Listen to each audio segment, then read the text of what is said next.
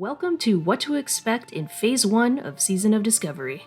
I am so hyped to be making this video because I used to make these for every content phase of WoW Classic, and now I'm happy I get to do this for Season of Discovery. For Phase 1 of SOD, players will be capped at level 25, feature new spells through the Rune system, enter a Blackfathom Deeps 10-player raid, an Ashenvale zone-wide PvP event, and much more.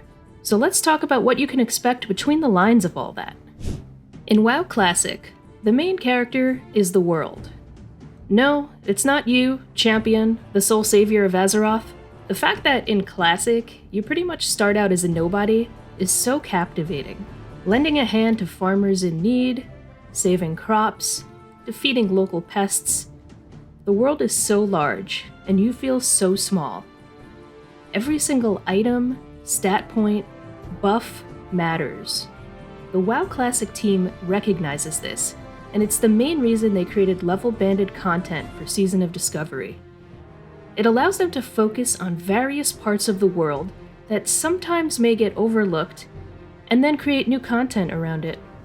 The dev team stated that parts of the world will not be unlocked, although being capped at level 25 may prove a challenge when venturing into higher level zones. An interesting thing I saw brought up was probably that the highest cloth players will realistically acquire in Phase 1 is Mage Weave, and even that will be a challenge since it starts to drop off mobs level 38+. I can already see large groups finding level 38, 40+ mobs to farm Mage Weave at level 25. Dangerous? Yes. Fun and adventurous? Absolutely. How many level 25 players would it take to kill level 38? Is that going to be like when people do level 1 Hogger raids? And late 30 mobs have less of a chance to drop Mage Weave than, say, that of a mid 40 mob. So the challenge is real, and I can totally see players finding ways to farm Rune Cloth too. Something like this is a prime example of why the devs are creating level-banded content. It creates new situations for players to challenge themselves, think outside the meta, and find ways to pioneer things never done before. I, for one, am super excited to see how far players will be able to stretch just how much content they can do at level 25. And speaking of moving around the world, a reminder that player mounts aren't available until level 40, so you won't be able to mount up until Phase 2 unless you acquire the special mounts from the open world Ashenvale PvP event. However, remember that these mounts will only be usable in the Ashenvale zone. What's cool about these mounts is that they're the original unarmored mount models from Vanilla WoW that were removed early on. I remember a demand for these mounts to make a comeback throughout Classic. So to me, this is another nod to the community from the Classic team. Well done. The two mounts are Trainees Sentinel Nightsaber for Alliance, and Trainees Outrider Wolf for Horde. And besides that, in terms of transportation, I can see Warlocks being pretty popular in guilds once they hit level 20 and have their summon ability ready, especially seeing as mages can't open portals for other players at that level yet. In Season of Discovery, Blizzard will be introducing Rune engraving. Players are encouraged to venture into the open world to uncover class-specific runes which can enhance your current abilities and spells, and in some cases introduce entirely new ones. To summarize, Rune engraving allows players to apply new abilities to their equipment. We'll have 3 slots at level 25, chest, legs, and hands, but additional slots will unlock over time. Some of them will even provide faction-specific buffs, like Horde getting Blessing of Kings, or Alliance gaining Wind Fury. So players will have to discover runes through exploration, and again, this really encourages you to get out there in the open world, the main character of WoW Classic. For Phase 1, the main endgame raid for level 25 players is Blackfathom Deeps. It's going to be newly remixed into a 10-player raid, with 7 bosses, new loot, and a 3-day lockout, similar to Zul'Gurub. In BFD, players will be able to obtain the new world buff, Boon of Blackfathom, increasing critical strike chance of spells, melee, and range by 2%, grants 20 attack power, and increases movement speed by 20% for 2 hours. The way this is acquired looks to be similar to a Head of Rend, Onyxia Nefarian, or Heart of Hakar. When these heads are turned in, all players in the area are granted a special buff. We also got a sneak peek at some of the new loot drops, but again, these are always subject to change and not finalized yet. Any Clamweave Tunic enjoyers? 2 Battlegrounds are available at level 25, Warsong Gulch, and Arathi Basin. And there's going to be a new open-world PvP event in Ashenvale.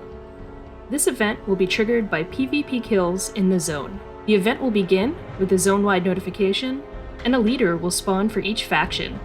Similar to Alterac Valley, there will be smaller camps and outposts set up around the zone where battlefield leaders will guard. For Alliance, these leaders are called Keepers of the Grove, Ceraduin, Centrius, and Laradar. And for Horde, these leaders are called Blade Masters, Jubei, Moogle the Sly, and Tojara. When players are in 40 yards of their battlefield lieutenants, they're going to gain a buff called Battlefield Inspiration. And when you're within 40 yards of your faction's leader, you'll gain an even more powerful buff, Battlefield Genius. Not only will players gain honor points participating in the event, but also reputation with their Warsong Gulch faction, Silverwing Sentinels for Alliance, and Warsong Outriders for Horde. New, noteworthy gear will be available from each faction's quartermaster, contributing to a level 25 player's BIS set. These are the items that have been data mined so far, but that doesn't necessarily mean that they will be implemented, so again, keep that in mind that nothing is final. As for other items, spells, and more not listed, I just published a video on what we know so far about world buffs, consumables, and new profession recipes that was based on my first Season of Discovery Wowhead guide. So feel free to check that out if you're interested. I left some links below. To wrap things up, I want to say, at the end of the day, you can do as much prep and research you want before launch. But the spirit of Season of Discovery is to explore, interact with the world, find new things, try different rune combos with your class, and just enjoy yourself. So try not to stress too much about what class to play, how quickly you're going to hit level 25, etc.